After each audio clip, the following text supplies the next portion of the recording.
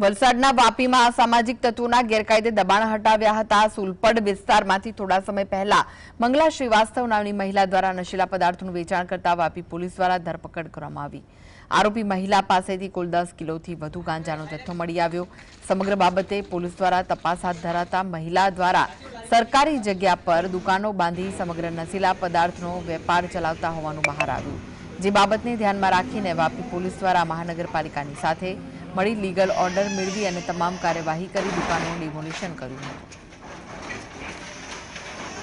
વલસાડ જિલ્લામાં એનડીપીએસ વલસાડ જિલ્લાના વાપી ટાઉનમાં એક એનડીપીએસનો કેસ થયેલ।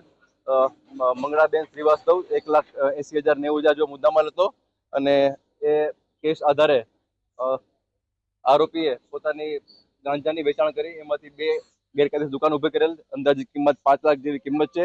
આજે વાપી મહાનગરપાલિકાનો લીગલી ઓર્ડર મેળવી અને આજે એની બંને દુકાનો